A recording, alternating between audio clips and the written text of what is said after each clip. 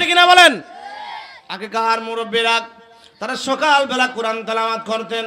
আমরা যখন প্রত্যেকটা সকালবেলা বের হইতাম, প্রত্যেকটা ঘরের দরজা জানালা দিয়ে মা বোনদের কণ্ঠে কোরআন তেলাওয়াত শুনতাম, মুরব্বীরা কোরআন তেলাওয়াত করতেন। এখন সকালবেলা বের হইলে বিভিন্ন ঘরের দরজা থেকে আপনার বিভিন্ন রকম সাউন্ডের আওয়াজ আসে, কোরআনের তেলাওয়াত আর এখন তেমন শোনা যায় না। ঠিক কিনা বলেন? যারা মুরব্বী আছে, আমার মা চাচিরা, এরার বয়সে যারা আছে মুরব্বী, এরা ঠিক করে ই আমল না করলে এরার ভাল লাগে না। ঠিক না বলেন? ঠিক না বলেন? যত কাজ হয়ে থাকুক, এরা দুনিয়ার এতলা কাজ মাছ বুঝে না। এরা আপনার ফজর নামাজ পড়ে কোরআন তেলাওয়াত দেখবেন দেখে না, চশমাটা লাগায়া জানলাটার বরাবর গিয়ে বইয়া বইয়া পড়ে। ঠিক কিনা বলেন? আর যদি নতুন ডিজিটালের যুগে এরাই তার সময় নাই, ঘুম থেকে উঠি লাগাইয়া দেয়, আছে না, রিমোট দা টিপ দেয়া টিভিটা চালু করে দেয়, ডিশ আছে, ওয়াইফাই আছে, দেখতে কিতা। ঠিক কিনা বলেন? ঠিক কিনা বলেন? ও মা, আপনাদের পায়ের নিচে হাত রেখে বলে দিয়ে যায়, সকালবেলা ফজরের নামাজটা পড়েন, কোরআন তেলাওয়াত করেন।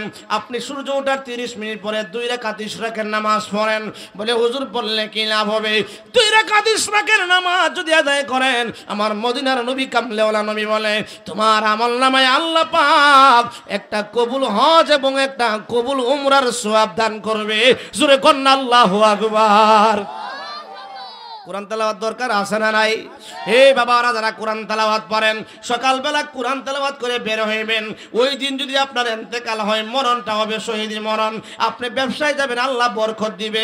আপনি অটো চালাইতে যাবেন, আল্লাহ সেখানের মধ্যে বরকত দিবে। আপনি মনে করেন কৃষিকাজ করতে যাবেন, সেখানে আল্লাহ বরকত দিবে। আবার সন্ধ্যাবেলা ফজর মানে এশারের নামাজের পর অথবা মাগরিবের পর কিছুক্ষণ কোরআন তেলাওয়াত করবেন। রাত্রের বেলা যদি আপনার ইন্তেকাল হয়ে যায়, আমার নূরের নবী বলেন কোরআন তেলাওয়াত করার কারণে রাত্রেবেলা যদি ইন্তেকাল হয়, তার মরণটা হবে শহীদি মরণ। জোরে কন্না আল্লাহু আকবার। কোরআন আর কি করেছে? আমি কোরআনকে তেলাওয়াত করেছে, আমি কোরআনকে মহব্বত করেছে। আমি কোরআনের মধ্যে আল্লাহ বলছিল সুদ খাইও না, আমার বন্ধু সুদ খাই নাই। জোরে কন্না সুবহানাল্লাহ। কোরআনের সুদ হারাম না আরাম? আমার জোরে কন্না হারাম না হালাল? প্রস্রাব পায়খানা হারাম না হালাল? কথা কন না কেরে?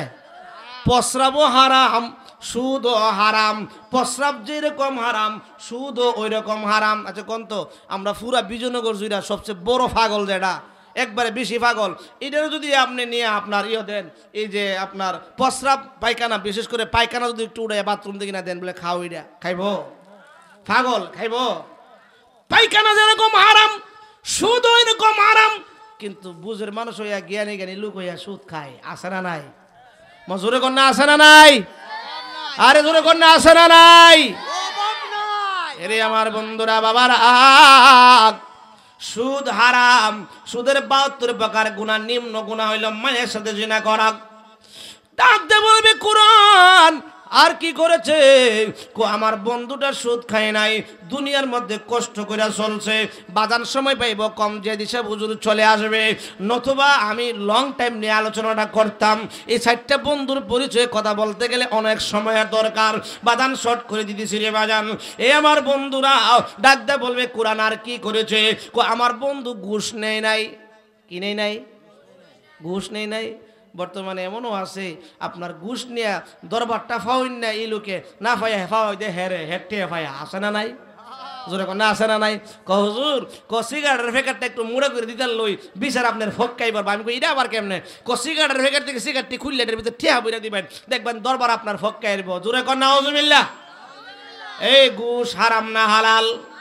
জোরে কর না হারাম না হালাল? হারাম হারাম। অথচ আজকে নেই বিচার নাই, কিন্তু হাদিস শরীফে আমার নবী বলেছেন যারা নেই বিচারক হবে হাসরের ময়দানে 7 শ্রেণীর লোকদেরকে আল্লাহ পাক আরশ আজিমে ঢুকাবে। এর মধ্যে প্রথম নাম্বার ঢুকাবে যারা দুনিয়ার মধ্যে নেই বিচার করে। জোরে কন্না আল্লাহু আকবার। বাজান, যারা সমাজ পরিচালনা করেন, যারা ঘর পরিচালনা করেন, নেই বিচার করবেন। কি করবেন? কি করবেন? নিয়ে বিচার করবেন। আপনি ঘরের বাবা, আপনার ছেলে আছে 4টা, মেয়ে আছে 2টা, সম্পত্তিটা দেওয়ার সময় মানে কোরআন সুন্নাহ মতো দিয়েন। 4 সন্তানরে 4 কানি খেত আছে দেলাইছেন, মেয়ে 2টা শুনছে, শূন্য 2টা আছে, আব্বা বাইরে বলে দেলাইছেন 4 কানি খেত, আমরা রেখে দিছেন। মা তোমরা তো আমার মা, তোমরা দোয়া করে দিছি। কি করে দিছে? কি করে দিছে? নেই বিচার হইল। আমার নূরের নবী বলেন যেই বাবা তার ছেলে মেয়ের হক সঠিকভাবে আদায় করলো না, ওই বাবা জালিমের কাতারে দাঁড়া হবে। যেই মানুষটা পরের সম্পদ নষ্ট করলো, ওই মানুষটা আপনার জালিমের কাতারে দাঁড়া হবে। জোরে কন্যা নাউজুবিল্লাহ, আরো জোরে কন্যা নাউজুবিল্লাহ। তাহলে নেই বিচার দরকার আছে না নাই? আরে জোরে কন্যা আছে না নাই? বন্ধুরা রে আমার, এবার জিজ্ঞেস করবে কোরআন আর কি করেছে? কোরআন ডাকতে বলবে আল্লাহ আমার বন্ধুটারে আল্লাহ একটা ছেলে দিছিল, এই ছেলেটারে কোরআনের হাফেজ বানাইছে। জোরে কন্যা সুবহানাল্লাহ, আরে জোরে কন্যা সুবহানাল্লাহ। ছেলেটারে একটা হাফেজ বানাইছে। আর কি করেছে? ছেলে ছিল না, ছেলেগুলা বড় হয়ে গেছিল। এই যখন কালিসিমা মার্কাজুল কোরআন আবিদিয়া সুন্নি হাফিজা মাদ্রাসা হয়েছে, এই মাদ্রাসার একটা ছেলেরে নিয়া লজিং খাওয়ায়া হাফেজ বানায়া দিছে। আজকেও 4 জন ছাত্র পাগড়ি পাইছে রে বাজান। নতুন মাদ্রাসা হইয়া 4 জন ছাত্র পাগড়ি পাইছে। যাদের ঘরে খাইয়া পাগড়ি পাইছে তারার তো কপাল ভালো হয়ে গেছে, কারণ হাফেজে কোরআনকে আল্লাহ বলবেন হাসরের ময়দানে, এ হাফেজে কোরআন ওই যে দেখা যায় জান্নাতের সিঁড়ি উঠতে থাকো, যাও জান্নাতে, কোরআন তেলাওয়াত করতে থাকো। হাফেজে কোরআন ডাকতে বলবে আল্লাহ আমি জান্নাতে যাইব না। কেন? আল্লাহ আমার আব্বা কই, আমার আম্মা কই? এবার আল্লাহ বললেন এই ফেরেশতারা তার আব্বা আম্মা কই? আল্লাহ তার আব্বা আম্মা দেখা দেয় জাহান্নামে। আল্লাহ ডাক দিয়ে বলবে ফেরেশতারা রে দেরি করিও না, তার আব্বা আম্মারে উঠাইয়া নিয়ে আসো। হাফেজে কোরআন যাও আব্বা আম্মা নিয়ে না আল্লাহ আমি যাইতাম না। কেন? আমার দাদা দাদি কই? এরাও জাহান্নামে উড়ে নিয়ে আসো। আমার নানা নানি কই? এরাও জাহান্নামে নিয়ে আসো। আরে আমার লজিং মাস্টার নি কই? যেই শাশিটা কষ্ট করে করে আমারে খাওয়ায়া, আমারে 3 বেলা গরম ভাত খাওয়ায়া হাফেজে কোরআন বানায়া দিছে। আমার চাচা চাচিরা এরা কই? এরা রে স্যার আমি জান্নাতে যাইতাম না। আমার আল্লাহ পাক রব্বুল আলামিন বলবে জাহান্নাম থেকে উঠায়া লয়া। আমার নূরের নবী বলেছেন কমপক্ষে 10 জন জাহান্নামী যাদের আমল নামায় যারা জাহান্নামের মধ্যে ঢুকে গেছে, ওইরকম 10 জন জাহান্নামীকে টান দেয় উঠায়া তারা জান্নাতের মধ্যে লয়া যাবে। জোরে কন্না আল্লাহু আকবার।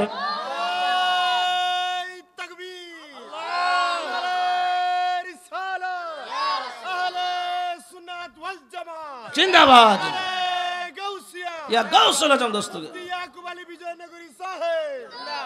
বন্ধুরা রে আমার, নিজের একটা ছেলে যদি হাফেজে কোরআন হয় আর নিজের জানাজাটা নিজের ছেলে করাইতে পারে, আল্লাহু আকবার, আল্লাহু আকবার। কারণ এটা একটা ব্লাডের কালেকশন। বাজান আমি আমার আব্বার জানাজা পড়েছি, কেমন যে লাগে এটা আমি বলতে পারি। বাবার জানাজার পরে যখন মনাজাতের মধ্যে কান্না আর কান্না। এখনো আমার আব্বার কবরের যখন 7 বছর 8 বছর হয়ে গেছে, অনেক সময় বাড়ি থেকে নিয়ত করে যায় আজকে কাঁদবো না কেঁদে চলে আসবো। কিন্তু আব্বার কবরের পাশে দাঁড়ায় যখন সূরা ইয়াসিন তেলাওয়াত করি, সূরা মুলুক তেলাওয়াত করি, কোন সময় জেনে চোখের পানি দিয়া গাল বেবে পানিগুলি যায় জমিনের মধ্যে স্পর্শ করে, এমন সময় ডাক দেয় আল্লাহ আপনার বন্ধু না বলেছে যে যার সন্তান যদি বাপ মার কবরের পাশে দাঁড়ায় আল্লাহর কোরআন পড়ে পড়ে চোখের পানি ছেড়ে দেয়, আপনি আল্লাহ নাকি রহমতের দরিয়ার মধ্যে জুস মেরে দেন। ওই সময় ডাক দেখো আল্লাহ আমার আব্বা আমাকে লেখাপড়া করাইবার জন্য কত কষ্ট করছে, কত সময় ঘরের মধ্যে বাজার করে না আমার টাকা দিতে যাইয়া, ভালো একটা কাপড় কিনে নাই আমার টাকা দিতে যাইয়া, ভালো একটা শাড়ি কাপড় আমার আম্মারে কিনে দেয় নাই আমারে লেখাপড়া করাইতে যাইয়া। এই কথা যদি যখন মনে হয় আল্লাহর দরবারে কান্দি। আমার একটা জিনিস মনে হয়, আরে আপনি মনে করেন ইমাম সাহেব হুজুরের দাওয়াত করে নিয়েছেন আপনার বাবার কবরের পাশে মোনাজাত করার জন্য, চোখ দিয়ে পানি আসতে পারে নাও আসতে পারে। আপনার আপন সন্তান আপনার কবরের পাশে দাঁড়াইলে সে না কান্দা বাড়িতে আসতে পারবে না, অবশ্যই তার চোখ দিয়ে পানি চলে আসবে। জোরে কন্না আল্লাহু আকবার। কারণ এটা ব্লাডের কালেকশন। কিসের কালেকশন? এটা রক্তের কালেকশন, অটোমেটিকলি পানি চলে আসবে। জোরে কন্না আল্লাহু আকবার। এ কোরআন আর কি করেছে? আমি কোরআনকে মহব্বত করেছে। কালিসীমার জমিনে একটা কোরআনের মাদ্রাসা ছিল, এই মাদ্রাসার ছাত্রদেরকে হেল্প করেছে, যত্ন করেছে, আদর করেছে। একটা মাদ্রাসা ছাত্রের মাথার মধ্যে হাত বুলাইছে। যখন আল্লাহু আকবার। বাজান যারা কোরআন পড়ে এরা মহব্বত করলে লাভ আছে না নাই? হুজুর কোন আছে না নাই?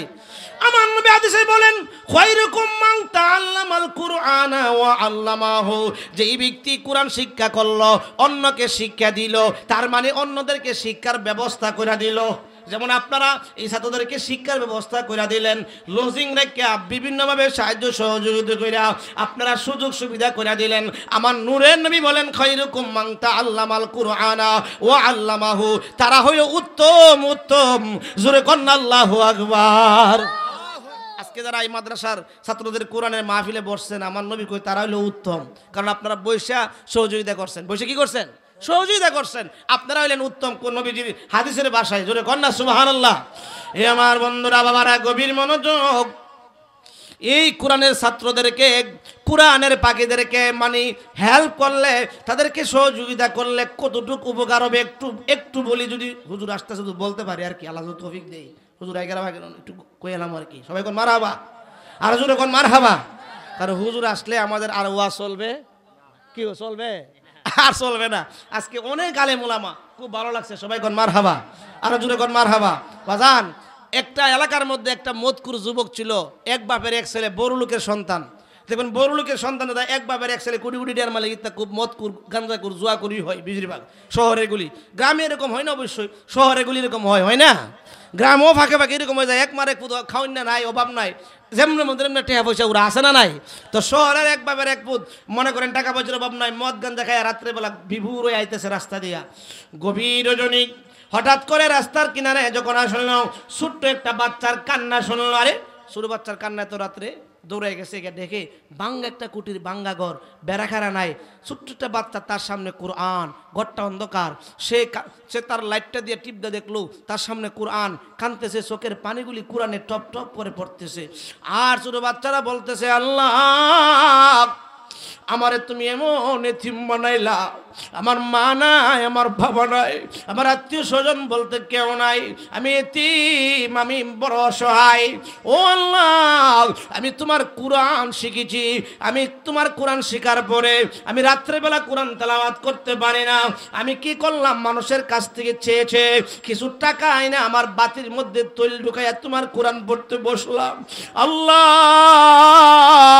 তোমার কোরআন এত মজা, তোমার কোরআন এত মধু, আমি শুধু পড়তে মন চাই, পড়তে মন চাই, একটা লাইন পড়ে আরেকটা লাইন পড়তে মন চাই। জোরে কন্যা সুবহানাল্লাহ। বাজানরা, যারা কোরআন শরীফ পড়েন দেখবেন যে কোরআন শরীফ নিয়ে বসলে কোন সময় যে সময় চলে যায়, হ্যাঁ, কোন সময় যেন সময় চলে যায় বলা হয়ে যায় না। ঠিক কিনা বলেন? হ্যাঁ, ঠিক কিনা বলেন? কোন সময় যেন সময়টা আপনার চলে যায়, কোরআন তেলাওয়াত বসলে সময় পাওয়া যায়, বুঝেই যায় না।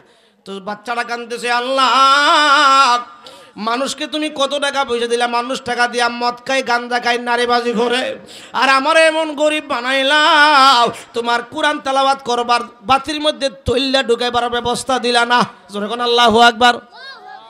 এই কান্দা দেখিয়া মদকুর যুবকের তো আপনার চেঞ্জ হয়ে আসতেছে, কারণ আল্লাহ পাক তো বলছেন কোন সময় কোন বান্দা কেমনে চেঞ্জ হয়ে বলা যায় না। ঠিক কিনা বলেন? এবার মদকুর যুবকটা ছোট বাচ্চাটার মাথার মধ্যে হাত বলেছে, তার ভিতরের মধ্যে পরিবর্তন আল্লাহ পাক করাই দিছে। ডাক দিয়া বলে, ছোট ভাই, আমি একটা মদকুর যুবক, আমি কিছুক্ষণ আগে মদ পান করে আসছি। এ ছোট ভাই, তোমার কান্না আমার জীবন পরিবর্তন করে দিছে। তুমিও মুসলমানের সন্তান, আমিও মুসলমানের সন্তান। তুমি কোরআন নিয়ে কান্দো সামনে, কোরআন পড়তে তোমার বাতির মধ্যে তৈল ঢুকাইতে পারো না, আর আমি হাজার হাজার টাকা মদ গাঞ্জা খায়া নষ্ট করে দিও রে ভাই। এ ভাই, তুমি কান্দিও না, তোমার কান্না বন্ধ করো। আমি এই মুহূর্তে একটা কাজ করতেছি, তোমার মাথার মধ্যে হাত ধরে আমি ওয়াদা দিলাম, আর আমি তাওবা করলাম, আমি জীবনে মদ গাঞ্জা খাবো না। সকালবেলা তোমার কাছে এসে আমি কোরআন শিখবো। জোরে কন্না আল্লাহু আকবার। কি শিখবো? কি শিখবো? কোরআন শিখবো। আর তুমি চিন্তা করিও না, এখন থেকে তোমার যা যা লাগে সব ব্যবস্থা আমি করে দিব। সবাই কোন মারহাবা। এবার ছোট্ট ভাইটারে বুঝ দিয়া দোকানদারের দোকানে গেছে, সাটার তালা লাতিটা মারছে, কয়া পড়ছে রে, না জানে কি লইয়া যায়। দোকান খোলার পরে কেরোসিন তেল আসেনি, কই মাথা কি গরম হয়েছে, জীবনে স্টার বিল্ডার কত নিল, বেঞ্চন টেনশন কত নিল, আজকে কই কেরোসিন তো আছে, কই এক দামের দাম কত, কত আমার কাঁধে উঠে দাও। যুবক তো জীবনে কাঁধে উঠে মাল নিল না, বলছে এই মালটি বাড়িতে দিবে, নাহলে দোকানে সাটার তালা লাগবে।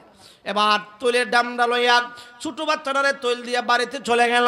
আল্লাহর কুদরত বোঝা যায় না, বাড়িতে যায় ঘুমাইলো, এন্তেকাল হয়ে গেছে। এত খারাপ সকালবেলা মানুষে কই এরে আমরা কবরে কবর দিতাম না, আগে এমন সিস্টেম ছিল। আগে এমন সিস্টেম ছিল, যারা আপনার রমজান মাসে রোজা না রাখতো এরা কইতো এই ঈদের নামাজে যারা রোজা রাখছো না হেরা ফিসে খাও, আর যারা যারা রোজা রাখছো এরা সামনে আয়। এখন ইত্যা করলে মারামারি হইব, ঠিক না বলেন? আছে হন আগে সিস্টেমটা ছিল এরকম। আগে যারা খারাপ ছিল এরা কবস্থানে কবর দিত না, বাজুনিয়া ফেলাই দিত। তো সবাই মিলে পরামর্শ করে জঙ্গলে ফেলাই দিত। সংক্ষেপে বলতেছি 2 দিন 3 দিন চলে গেল, এলাকার ইমাম সাহেব, চেয়ারম্যান, মেম্বার সবাই একই স্বপ্ন দেখে যে এই তোমরা এই যুবকটারে তোমরা কবর দিলা না কেন, দাফন করা না কেন, জানাজা হলো না কেন? সবাই মিলে পরামর্শ করে কি করা যায়। লাশটা তো মনে ফুটছে গেছে, গায়ে যাই দিয়ে দিহি। 3 দিন পরে যাই দিয়ে লাশটা যেমন ছিল তেমনই আছে। জোরে কন্যা সুবহানাল্লাহ, আরো জোরে কন্যা সুবহানাল্লাহ। এবার উঠাই আনলেন, গোসল করাইলেন, জানাজার মাঠে নিলেন। সবার মনে একই প্রশ্ন, এই যুবকটা কি ভালো কাজ করলো, এত সম্মানী হয়ে গেল। এবার ছোট বাচ্চাটা চাই রাস্তার মুখে দাঁড়ায় দাঁড়ায় কান্দে। এই বাচ্চারে এই ছেলের জন্য তার বাপ মাও কান্দে না, কারণ এই ছেলে কত বাচ্চারে মানে মদ খাওয়া শিখাইছে, কত মেয়ের ইজ্জত নষ্ট করছে। সবাই তার জন্য বদগালি দেয়, তুমি কেন কান্দো? আমার সামনে নিয়ে যান। ছোট বাচ্চারা যখন সামনে নিয়ে গেল, ছোট বাচ্চারা সালাম দিয়ে কই, উপস্থিত মুসল্লি বাবারা, আমার এই যুবক ভাই যেই রাত্রে মারা গেছে, আমি কোরআন তেলাওয়াত করতে বসছিলাম, মানুষের কাছ থেকে টাকাই না, বাতির মধ্যে তৈল ঢুকায়া আমি কোরআন তেলাওয়াত করতে করতে আমার বাতিটা নিভে গেল। আমি কাঁদতেছিলাম, আল্লাহ আমার এত গরিব বানাইলা, আমারে বাতির মধ্যে তৈল ঢুকায়া কোরআন পড়বার ব্যবস্থা দিলা না। আমার ভাই আমার কান্না শুই না, সে সেদিনও মদ খায় আসছিল, আমার মাথার মধ্যে হাত বুলাইয়া তওবা করছিল, বলছিল আর জীবনে মদ খাবে না, গাঞ্জা খাবে না, আমার যা কিছু লাগে সব ব্যবস্থা দিবে। ওই রাত্রে আমার ভাই আমার একদম তেল দিয়ে দিছে। আমি চিন্তা করতেছি, আমার তেলগুলি যদি ফুরাইয়া যায়, কে আমার তেলের ব্যবস্থা করে দিবে? আমি এই জন্য কান্দি। জোরে কন্যা আল্লাহু আকবার। দোকানদারের সামনে কই যা কইছে বাচ্চারা সব ঠিক, জীবনে বহুত মাল নিছে, দাম দেয় নাই, ওই রাত্রে দাম দিয়া মাল নিছে। বাজান একটা মতকুর যুবক যদি কোরআনের একটু হেল্প করার কারণে আল্লাহ পাক তারে এত গুনার কাজ করার পরে মাফ করতে পারে। আমরা নবীর উম্মত, নবীর আশিক, এই মাদ্রাসা, এদের ছেলেটা কত সুন্দর লাগে, তারা কোরআন তেলাওয়াত করে, তাদের জন্য যদি একটু হেল্প করি, আল্লাহ পাক আমাদেরকে নাজাতের ব্যবস্থা করতে পারে কি পারে না? জোরে কন্যা পারে কি পারে না?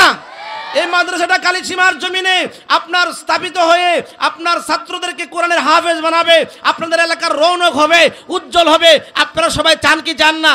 কারা কারা চান? দুইটা হাত ধরে দেখেন তো দেখেন। নারায়ে তাকবীর, নারায়ে রিসালাত, আহলে সুন্নাত ওয়াল জামাত। আজান সাবেদ খান আমার ভাই এত সম্পদশালী লোক না, কিন্তু তার মনটা আমার আসলে অনেক বড়। সুন্দর একটা মাদ্রাসা বাড়ির সামনে করছে। আপনারা যদি সবাই একটু হেল্প করেন, কোনো ছাত্রদেরকে হেল্প করলে কত উপকার হয়। আপনার কত টাকা পয়সা আমরা কত হালে চলে যাই। বাজান কে আসেন প্রথম নাম্বারে যে হুজুর আমার আব্বা নাই, আমার আম্মা নাই, আমি কত টাকা তাদের পারপাসে খরচ করতাম, আমি 5,000 টাকা মাদ্রাসার মধ্যে দিব। বাজান কে আসেন প্রথম নাম্বারে দিবেন? বাজান আপনার নামটা কি? বাজান তারা মিয়া, সর্দার সাহেব। নারায়ে তাকবীর, নারায়ে তাকবীর, নারায়ে রিসালাত। জনাব মোহাম্মদ তারা মিয়া সর্দার সাহেব দিবেন 5,000 টাকা। বলুন মারহাবা।